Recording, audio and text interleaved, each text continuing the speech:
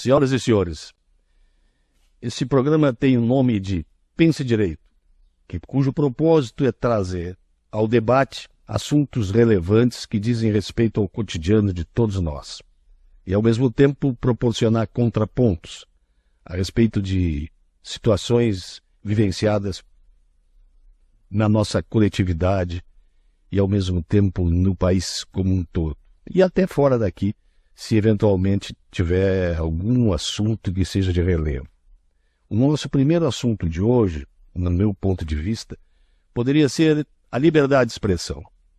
Tão propalada liberdade de expressão. E que, ao mesmo tempo, tem sido, de certa forma, vilipendiada, né, no seu conceito primitivo, sob o pretexto de que se está divulgando fake news e informações mentirosas, etc, etc, etc. Mas, na realidade, o meu colega Antônio Gabriel bem sabe que a liberdade é o fundamento, o alicerce, a gênese da própria democracia. Extinguir a liberdade, ou limitar a liberdade, restringindo a capacidade do sujeito de interpretar se aquele fato é verdadeiro ou não, implicaria, no meu pensar, na violação à própria democracia. Qual é a tua colocação a respeito do tema? Também não... Eu faria uma pergunta, né, doutor Tito? Dentro da relação assim, de importância, dentro dos nossos valores, né, a liberdade de expressão estaria em que posição? Seria, digamos, o mais importante do que, por exemplo, a própria vida? Pois é. Essa é uma reflexão já inicial do programa. Eu acho que tanto quanto a própria vida é a liberdade de expressão. Porque mesmo eu limitado na minha liberdade de ir e vir, por exemplo, que é outra situação também que pode se discutir no mesmo propósito, eu tendo a liberdade de expressão, eu ainda estou com uma janela aberta para a recepção dos outros, dos demais cidadãos e cidadãs a respeito do que eu penso. À medida em que se restringe a liberdade de expressão, limita também a minha capacidade de pensar, ou expressar o pensamento. É por estas razões que eu acho que a limitação da liberdade de expressão deve ser, sim, uma situação excessivamente de exceção, se é possível usar redundância. Porque não é possível conceber, se o direito penal nos dá possibilidade da calúnia, que é tipo penal, a injúria, tipo penal, difamação, outro tipo penal, da capacidade de eu responder penalmente se injuriar, caluniar ou difamar alguém, e ao mesmo tempo da capacidade desse difamado, injuriado e caluniado buscar uma reparação civil pelo dano à sua honra. Então está todo o ordenamento jurídico já contemplado dentro da possibilidade de liberdade de expressão. Não é possível que eu não tenha uma liberdade absoluta, que seja uma liberdade relativa. É isso que eu coloco como ponto. O senhor está querendo dizer, então, que a liberdade de expressão, ou o abuso da liberdade de expressão, também já está previsto em lei o que fazer com quem usar de forma errada ou abusar dessa liberdade para cometer algum crime, para alguma injúria, alguma difamação, ou propagar uma mentira, né? Exatamente. Já está dentro do ordenamento jurídico isso aí. É um ponto relevante a liberdade. Muito expressivo, tu colocasse bem, numa outra oportunidade, que perguntou se era mais importante que a própria vida. E aí eu me lembrei, não me lembro se foi Dostoiévski, que escreveu naqueles livros, o elenco de literatura dele, tinha o Contos da Velha Rússia, que contava exatamente uma situação interessante, que nós podemos colocar depois como objeto para análise do que seja essa liberdade, em que dois milionários, meninos ainda com 18, 19 anos, que jogavam muito na Rússia, vodka e o jogo, eles bebiam e jogavam e faziam festas com mulheres e aquelas libertinagens todas, e estavam discutindo exatamente sobre os presos que estavam condenados, no tempo dos czares ainda, né, em situações bem deploráveis. E um deles diz, mas eu, por uma boa aposta e um bom valor, eu me submeto a ficar preso por um determinado tempo. Eles apostaram uma fortuna. E esse sujeito se submeteu à prisão. Quer saber como termina isso? Sim. É muito bonita a história. E ele foi e se recolheu naquela penitenciária lá dos czares, na condição de apostador. E era para ficar durante anos ali. Não era questão de dias nem meses, eram anos. E ele ficou ali, sozinho, consigo mesmo, durante um período enorme. E ele começou a conviver com ele mesmo, e essa liberdade que ele adquiriu de não estar sendo comprometido pelas festas, pelas mulheres, pelas farras, pela luxúria e pelas apostas, aquilo começou a mudar o interior dele. Por quê? Porque ele tinha liberdade de pensar. E essa liberdade, esse evoluir fez com que ele começasse a fazer uma autocrítica de todo o seu comportamento até então. E aquilo foi passando os anos, e ele foi convivendo com ele mesmo cada vez mais intensamente. Mas o outro na rua estava em situação completamente diversa dessa dele. Estava em festas, luxúrias e bebedeiras, mulheres, tudo que era possível em termos assim de gastos, ele estava cometendo. E estava chegando às vésperas da aposta se encerrar, e aquele que estava preso se deu conta de que ele tinha ganhado um presente extraordinário por estar preso. E, estando preso, conheceu a si mesmo. Mas o outro que estava na rua, ao contrário, começou a ficar nervoso porque ele não tinha nenhum dinheiro mais para pagar aquela aposta que estava absolutamente fora dele, perdida, porque faltavam dias para o sujeito sair da cadeia. Aí ele sugere consigo mesmo a possibilidade de matar o amigo, para não precisar pagar a aposta. E ele vai até a cadeia, consegue penetrar e chega diante do amigo, um punhal, faca, um objeto para matar o amigo, e o amigo levanta a mão e diz, não, o que tu queres com essa faca?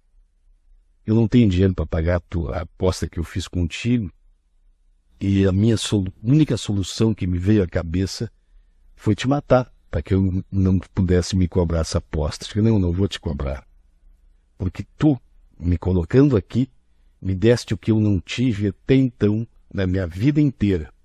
Eu te devo, e não tu deve para mim. E essa aposta que nós fizemos foi a minha liberdade, a minha libertação e o meu encontro comigo mesmo. Esse é Dostoiévski. Então quer dizer que ele ter ficado preso, literalmente, durante anos, deu para ele um senso de liberdade que ele, quando estava livre, não tinha. Perfeito. Análise perfeita. Exatamente isso. Bom, e em contrapartida, então, da liberdade de expressão, quando se quer, então, coibir ou regulamentar, né, a liberdade de expressão, isso se caracteriza como uma censura? Ah, claro. No meu sentir, é uma censura. E pior, uma censura que querem criar até um órgão censor dessa censura. Um órgão que vai dizer o que é verdadeiro e o que não é verdadeiro, o que é certo e o que é errado. Por amor de Deus, até deputados do nosso país foram presos e autoexilados por terem exercido o direito de liberdade de expressão. Que estava assegurado pela lei e pelo cargo que eles executaram. Pelo cargo que eles, além disso, tinha isso aí, que está lá no ordenamento, que por qualquer expressão que se utilize um parlamentar, ele não pode ser tolhido na sua liberdade de expressão. Não importa se ele está cometendo um crime. Caluniando, injuriando, difamando, não importa. Como não importa para mim também, cidadão comum. Tá, mas no caso desses deputados aí que têm assegurado a liberdade de expressão, se eles cometerem um crime com essa liberdade, qual seria o fórum adequado para que eles fossem punidos? Essa é outra discussão extraordinariamente candente, vamos dizer assim, que é o Supremo Tribunal Federal trazendo para si prerrogativas que não são dele. Sempre que um crime tiver a esfera de uma pessoa que não seja de foro privilegiado, tem que ir para as vias ordinárias do processo. E a própria, o próprio Congresso, né, a própria Casa, ela pode também exercer ali o seu poder de polícia através do Código de Ética ou do Conselho de Ética da Câmara dos Deputados ou do Senado? É interessante, essa aí foi outra barbaridade de Alexandre de Moraes, que criou o tal de inquérito do fim do mundo, como dizia o Marco Aurélio Mello. Trouxe para um fato que não tinha relevo nenhum dentro do próprio tribunal, como se aquele fato fosse feito dentro do tribunal, quando não foi. Não há nada no fato em si que possa proporcionar o Supremo Tribunal Federal se alvorar, né, no dono do inquérito como censor, ao mesmo tempo como juiz e como vítima. Alexandre de Moraes fez essa excrescência. E até hoje todo inquérito tem tempo razoável de término. Tanto é que o instrutor do inquérito tem que pedir para a autoridade extensão de prazo se eventualmente já extrapolou os meses aqueles que o inquérito deve ser concluído. E ele deixou o inquérito em aberto. Em qualquer situação, todo mundo pode cair dentro desse inquérito. Basta, na cabeça dele e dos demais ministros, entenderem que aquilo ali implica em assunto que diz respeito ao inquérito do fim do mundo. Olha que barbaridade, onde é que nós vivemos. Isso, nós até agora estamos falando sobre a liberdade de expressão, né? Exato. Mas e a liberdade de modo geral? Se nós formos olhar agora para o cenário político, social, o cenário geral do Brasil. A gente está vivendo um momento de liberdade, está vivendo um momento de liberdade plena, está vivendo um momento de liberdade relativa. Boa pergunta. O que determina, né, a grosso modo, nós sabermos se um determinado país tem ou não tem liberdade, né? Nós temos hoje atos políticos.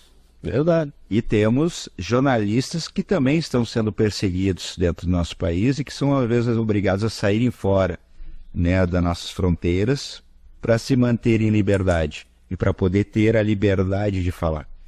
E isso por si só já se caracteriza como uma ditadura? Ou isso é o prenúncio, né, de um caminho, né, para censura e para o término da liberdade? Veja bem, nós temos agora um fato aí inusitado, que aconteceu em 8 de janeiro de 2023. Olha que loucura!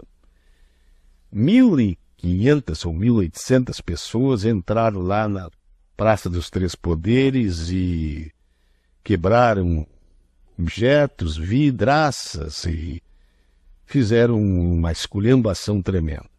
Ninguém portava uma arma. Ninguém portava uma arma. Bandeira do Brasil, se puder chamar de arma, é o que eles tinham nas mãos. Não foram presos. E tem até hoje gente com tornozeleira eletrônica.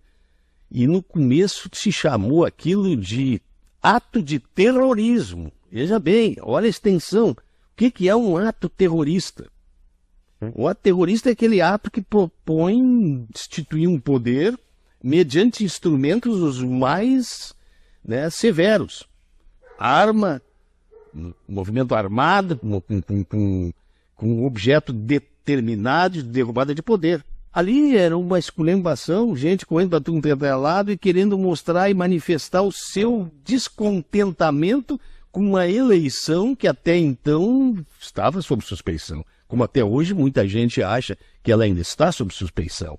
E eu tranquilamente afirmo que é curioso que um ministro do Supremo Tribunal Federal, que presidia a corte, vá até o Congresso para fazer lobby pretendendo fazer passar a urna eletrônica sem o chamado, a conferência aquela que eles chamam de auditoria, sem auditagem, o voto impresso. E sem ouvir a vontade popular. E sem ouvir a vontade popular. Se a população é a favor ou contra a modernização das urnas eletrônicas, né? Porque, doutor Tito, é só aqui no Brasil e mais 1 ou 2 países que ainda se usa essa urna que é considerada de primeira geração.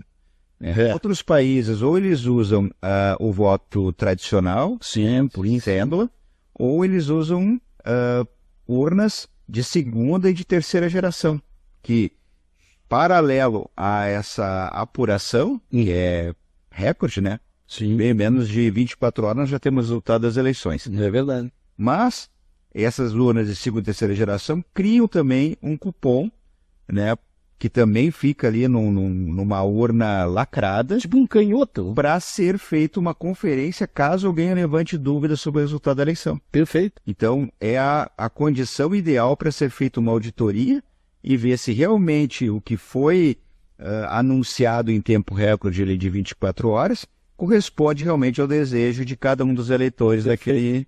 Perfeito. Daquela eleição. Exatamente isso. Então, respondendo concretamente à tua pergunta, ditadura há. Isso não é ditadura. E impor uma situação dessas. E o pior, antes, para poder fazer com que isso tudo acontecesse, eles têm que tirar da cadeia um ex-presidente condenado em últimas instâncias, na corte mais elevada, por grande maioria, a pena de reclusão por corrupção ativa e por lavagem de dinheiro. E devolução de dinheiro também houve nesse tempo. Está complementando, na verdade, as condenações, né, do ex-presidente, eles foram todas por unanimidade. Sim. Ele voto contrário, tanto na... Nem sabia disso, até nem sabia disso. Por Deus que eu não sabia que lá no Supremo também foi por unanimidade. E na segunda instância, que foi aqui em Porto Alegre, quarta região, não só foi unânime, como aumentaram a pena. Né? Sérgio Moro tinha arbitrado ali uma condenação de 9 anos e a nossa corte, de segunda instância, na quarta região, aumentou para 12 anos. E o mais curioso, e Ives Gandra Martins faz essa observação, eles trouxeram essa solução de soltar o ex-presidente e hoje presidente Luiz Inácio, através de embargos declaratórios dentro de um habeas corpus. Olha o absurdo. Entraram com habeas corpus, o habeas corpus foi negado pelo Supremo, o habeas, e aí com embargos declaratórios, que só tem o propósito de, vamos dizer, colocar luzes num determinado julgamento, se ele for contraditório, for omisso, ou nem é abusivo, porque ainda estaria dentro do direito, mas é contradição, omissão e obscuridade. As três condições para os embargos declaratórios. Obscuridade, obscuro, não está claro. Contradição ou omissão. Ou seja, o juiz nem muda a sua decisão em embargos declaratórios. Não pode mudar. E eles não mudam a decisão em embargos declaratórios, absolvendo Lula, libertando o ladrão, expressão mais forte da palavra. Não é à toa que hoje todo mundo chama o Lula de ladrão.